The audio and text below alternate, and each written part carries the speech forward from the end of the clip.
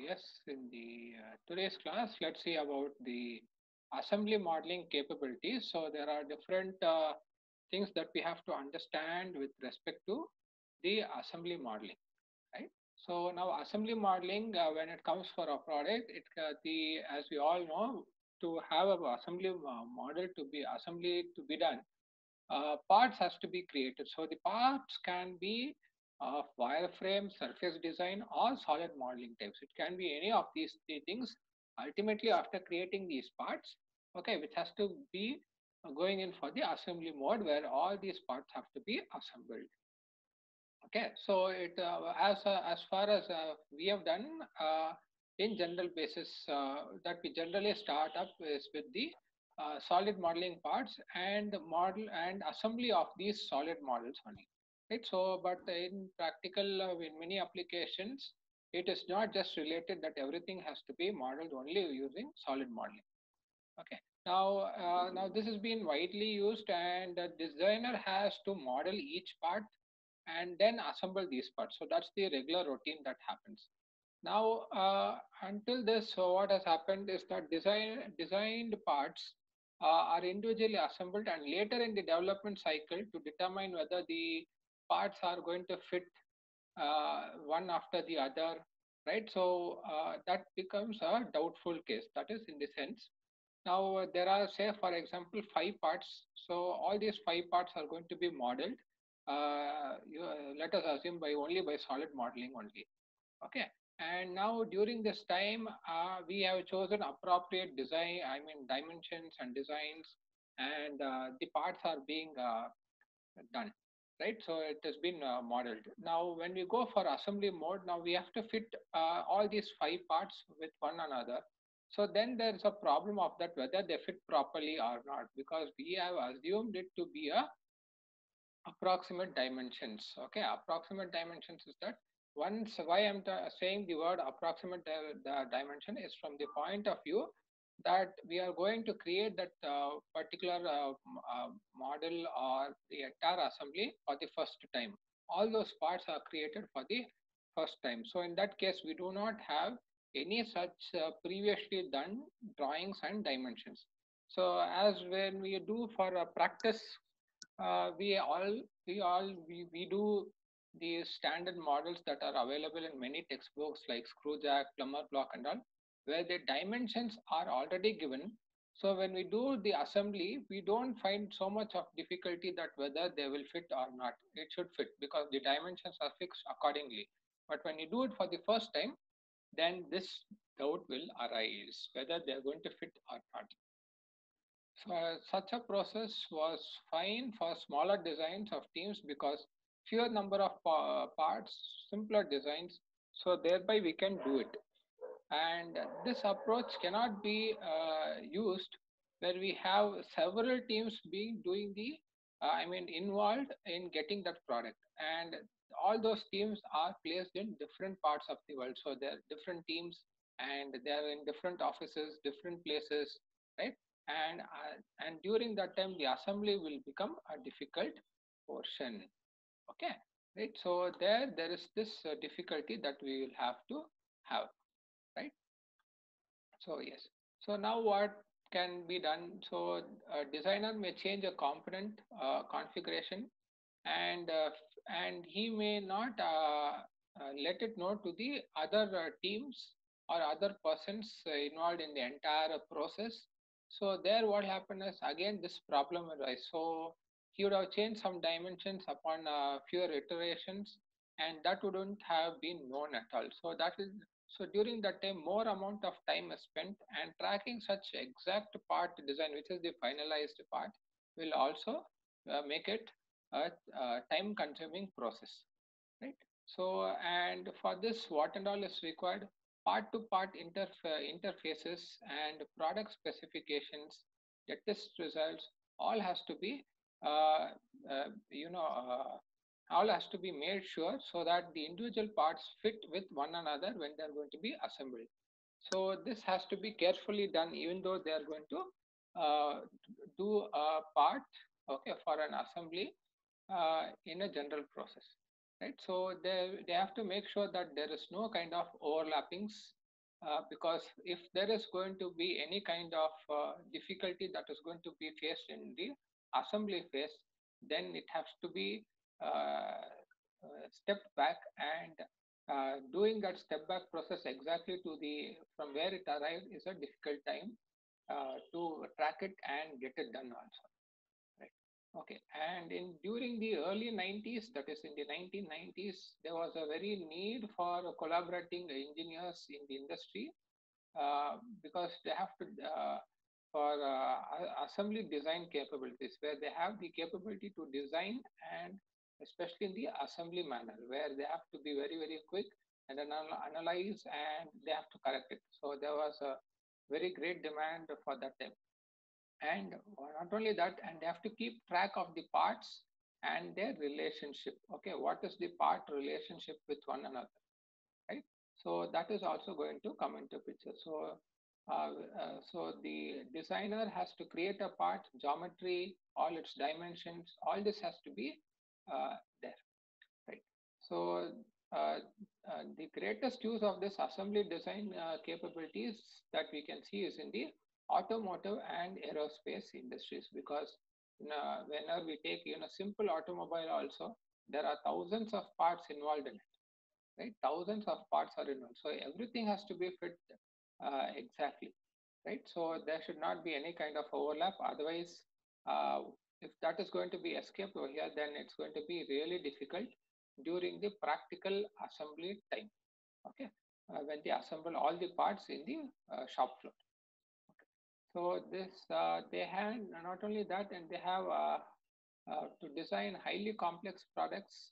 Uh, and that is also going to be there, where it is going to be many teams are going to work from different places, and products are going to arrive from different teams also, right?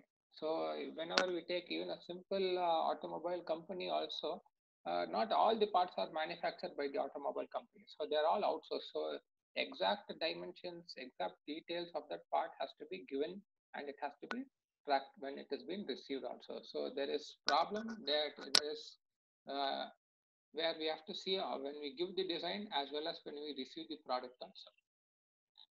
Right. So now the basic functions of assembly modeling.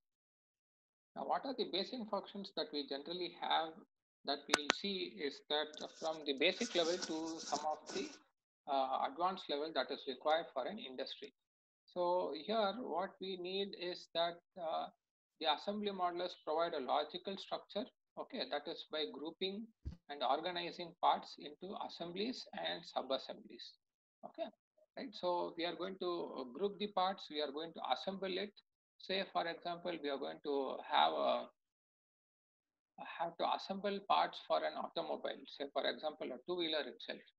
Okay, so fitting the connecting rod, piston, crankshaft, all these are sub-assemblies.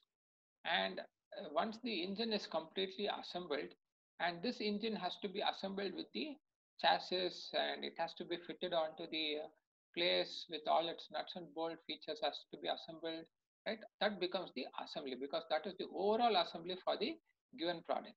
So the smaller things becomes the sub-assemblies over here, and the structure enables the to identify the individual parts and to keep track. Now, to when we have the structure, say for example,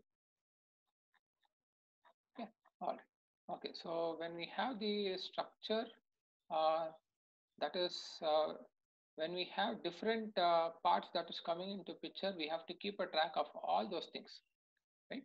So that's going to be there, and yes, okay. Uh, Yes. And now we have to, once they are going to be assembled, maintaining the relationship along the parts and sub-assemblies is going to be there. So what are these maintaining the relationship that has to be made for an assembly? Why are they required? Let us see that. So one is that they provide a wide range of information, okay, for the part that has been associated. Let it be in assembly mode or let it be in individual mode. So what are they all going to give? That is, how are the parts going to be fit? Whether the surface to surface contact, right?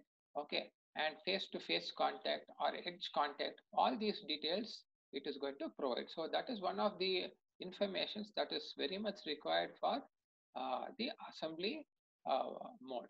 Okay, so that is going to determine how we are going to technically specify how the parts have to uh, fit with one another, right? That is one of the most important relationship that is required. The second thing that comes into picture is the instancing. Okay, so what is this instancing is that it identifies where the part is used. Okay, so what is going to be here is that one of them is about the standard parts. Say for example, when we take up an automobile, it is not that, let us assume there is a standard M10 nut that is going to be used. So this M10 nut is not going to be used only in the engine assembly. It may be used in the same vehicle in different places also, right? Okay. So all such things need not have to be modeled several times. So we can have one model which can be used several times in the entire assembly. Okay. So this such type of things can be made as a template.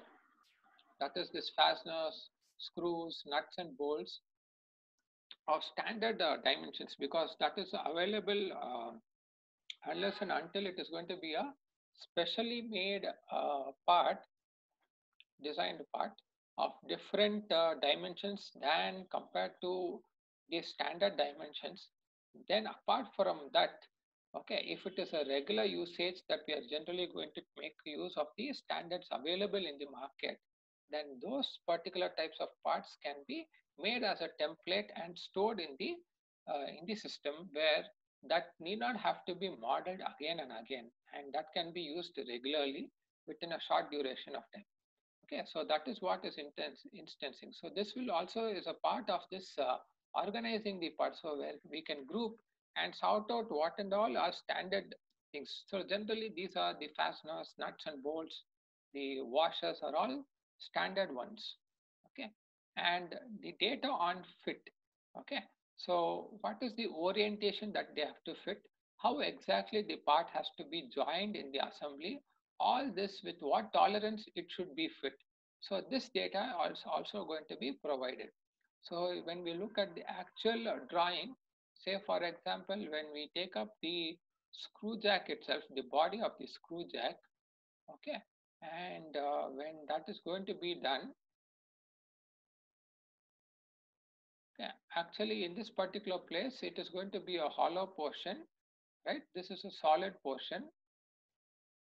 Okay, and here the next part is going to come into picture. That is the spindle part. So for this, it's cylindrical in shape. Okay, having a threaded surface. So there will be a tolerance, the tolerance plus or minus value that will be given along with that. Okay, so that is how the exact drawing will be there. So this plus or minus values also is very much required for the assembly to take place, right? So if these details are also given, then in if any case, if this x is going to be exceeded, then it is not going to be fitted. It's not going to be fit at all, right? So this details is also very much required during the assembly phase itself. Okay, right? That is about the data fit. So how what is should be the tolerance? Okay, what should be the limits that has to be given, right? And what is the surface finish? All these things has to be specified. Okay, right? And what is the orientation of the part? Because that is very much important, because that will give a clear view of how the part has to exactly uh, start moving with respect to the previously present or the parent part that is already present. So how it has to be oriented, placed, and then start the assembly. All right. Okay, so yes, so the next thing is that in assembly modeling systems, we have to create the parametric constraints. So what are these parametric constraints? Uh, we'll see that one by one. Okay, so one is that one of the parametric constraints is that, so let us take up the screw jack model itself.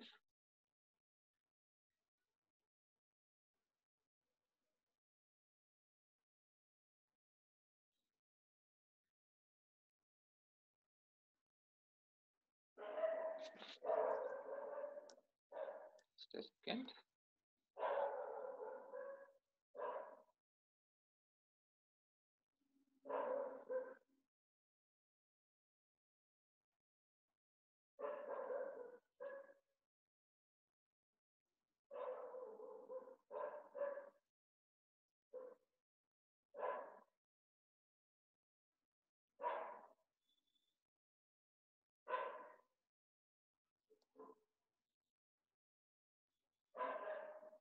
So when we have a model like this that has to be made,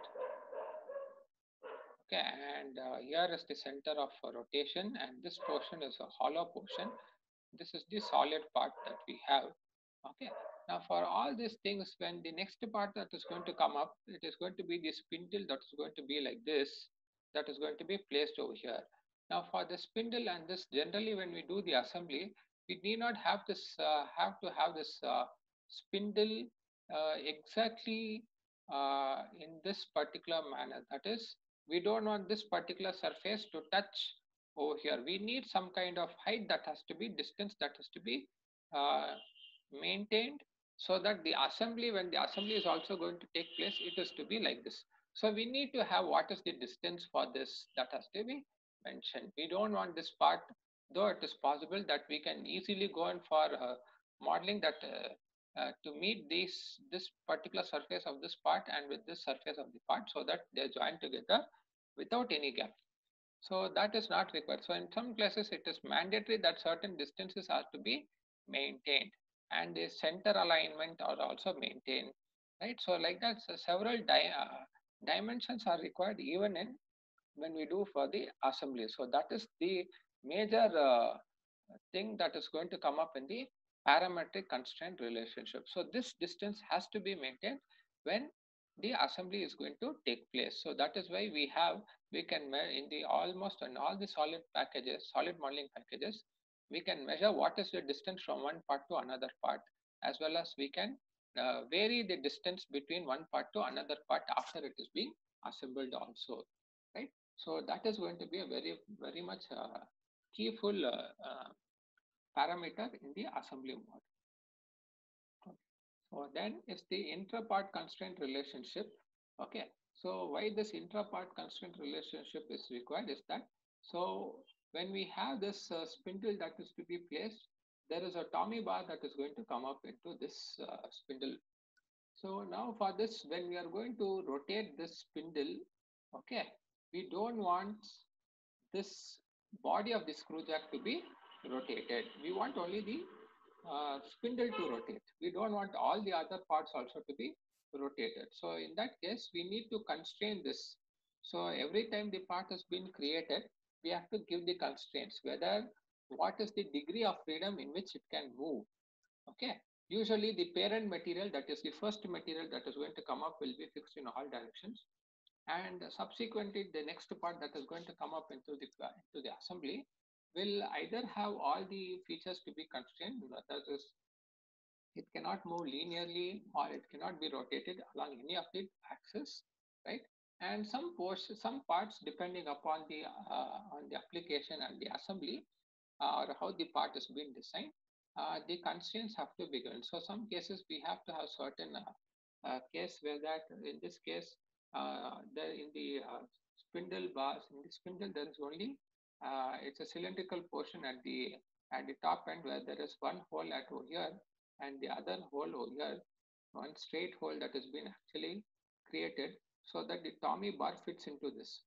So this has to be exactly aligned so that when we take a cross section of this entire all the parts cut section is obtained in detail. We don't have half cut sections.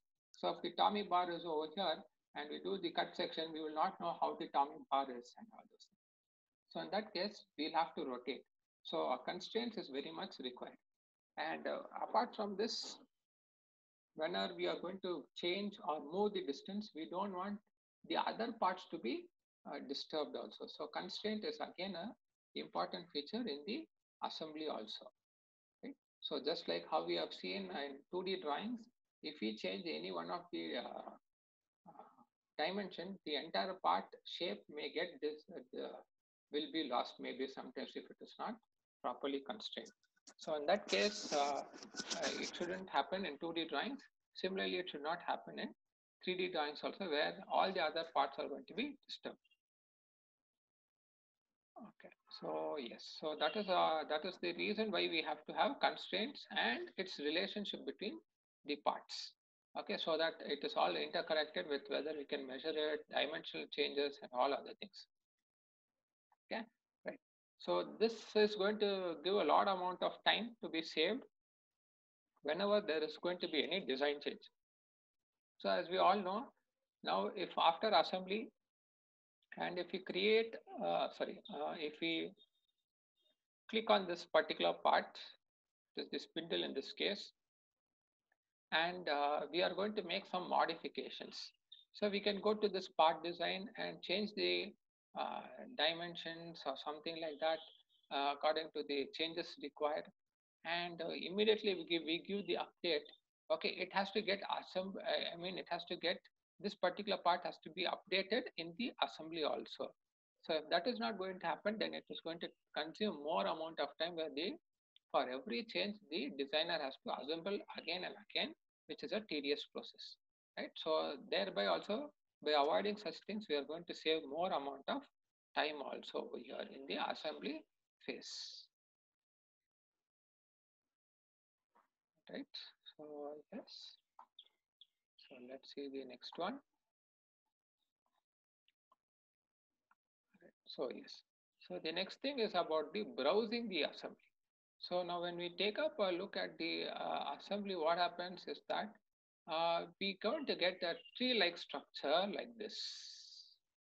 Okay, as shown in this picture, in this in this figure, so that it's easy to understand which are the parts to which to get the where is it assembled, and this sub assembly is going to be assembled to form the main assembly. All this is going to be indicated as a tree diagram, okay, which becomes very easy to locate the parts, identify the relationships also. Okay, so when we have a piston, where is the piston going to go? It's going to go into the engine assembly. Where is the engine going to be located? It is going to be located in the vehicle, which is going to be fitted onto the chassis. So like this, it is easy to track the details and locate the parts and all those things, right? So that is the plus point of this browsing assembly. That is one of the plus point. So that can be done for anything. And also we can see the drawings of individual parts immediately. Just by double click on these particular parts, we can go to that part. We can see what are the dimensions, what is the material, okay, and all those things. And if any changes are required, that can also be done immediately. So because of this, it is very easy to locate. It is very easy to identify the relationship, okay, and very easy to access the drawing files also, and its associated parts also can be, the data can be retrieved. That is one of the major plus point of the browsing in an assembly, right? Okay, and yes, so the next thing is, okay, so so what happens over here is that, so when we have this, when in an industry, what is going to happen is when assembly is going to be done, uh, uh, the same part may be used by different people. That is a different set of people in maybe in the same team or in different teams also. So having this tree, we can have this in such a manner that we can have this same file to be accessed by several people involved in the team to access and do the necessary operations. Okay, so that is one of the plus points of having this tree structure, where we can browse the file in an easier manner. The next thing that comes into picture is about the features of concurrent designing. So as I just mentioned just now, in an assembly, what is going to happen is we are going to have the same file to be used by many people in the same team or different team, and maybe present in different parts of the world, right? And they're going to develop each one of the parts which are all interconnected, right? So the capabilities for providing the functions needed to manage the effectively the multiple user access, okay, is a major thing. Why? We'll see that. So when we do in practice session, it is only one person who's interacting with the system and who's entirely responsible for the files that is present or whatever that particular person has worked on that particular system. But over here, what is going to happen is that um, in when we go to companies, so each employer will be given a login ID. Okay, so though all the different 5 people or 10 people are working on the same design for the same part or for the same product, okay, and whenever they are going to whenever they start the work, they have to first log in with their employer ID that is given by the company, and that feature is the login for to get the access for the CAD software itself or the analysis software also. Because by logging in these details, okay, what it is going to do is that in the server for that particular employer, that all that the changes that employer is going to do, all that data is going to be stored with date, time, and login ID details. So if there is anything that is going to happen, let it be what are the changes that is going to be done. Say for example, they are going to model an engine, right? So during this modeling of an engine, uh, there's a big team of people that are doing this. So some people will be modifying the thickness of the diameter of the piston. Then similarly the diameter of the bore has to be maintained, right? So uh, each one of them will be carrying out different iterations or different changes. So who has done which changes should be tracked down. So that is going to be helpful when we have this check in and check out details procedures. Okay, so that we can prevent two designers from modifying the same part. So right, so each part that has been modified, okay, we cannot have we can prevent people doing the same modifications, and we can also identify who has modified, because that will be very helpful to have the final model in the assembly stage. Okay, and this is also very much helpful not only in CAD modeling but also to carry out the analysis. Okay, and also to carry out the kinematic studies, any type of uh, system work that we are going to do. It's not just restricted to CAD or CAM or CAE professionals. Even for software professionals also who are programming and all those things, login ID details is a must. So they have to check in and check out, and all their work will be stored with date, time, and so on things. So that's it's easily trackable for which file has to be chosen, right? So that is going to be very much helpful in the communication of part design changes without disrupting the changes and in the work. Okay, so that is going to be the first thing. The second thing is that if the part sizes are going to be too many parts and all those things, and every time there's going to be a changes being updated by some other person, and we are going to do the assembly, then we shouldn't have, there's going to be an immediate update onto the system files, but we shouldn't have the flickering that takes place, because that is going to cause a lot of disturbances uh, where because many updates will keep on happening, and it makes the end user to have a very great problem. So because of to avoid these things also, the check-in and check-out details is very much helpful, where it is going to avoid the network connections, where this flickering is also going to be avoided.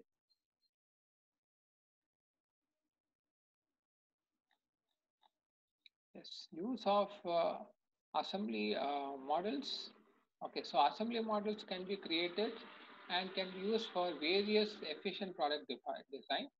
So in this case, we need to have the measurements between the parts. What is the distance, as I mentioned?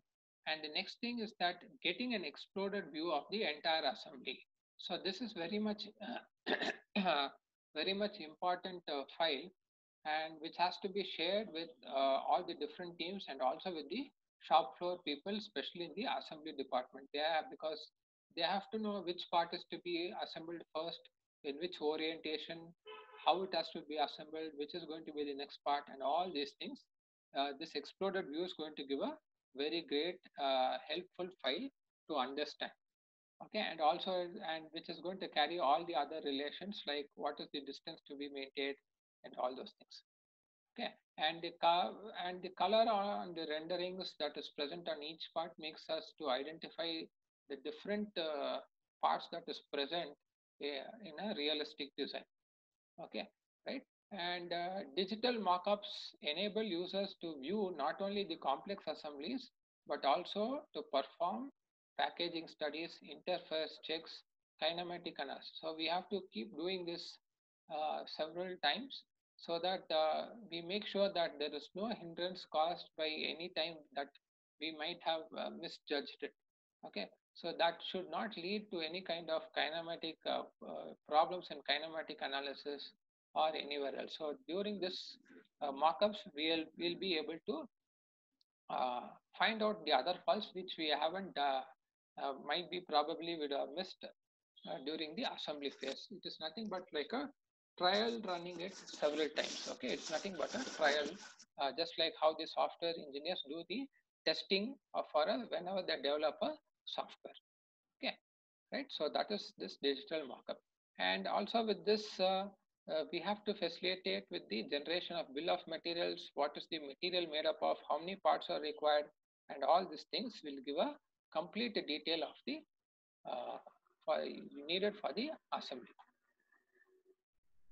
Yeah, all right. Okay, so yes, I'll stop here for today. Okay, all right.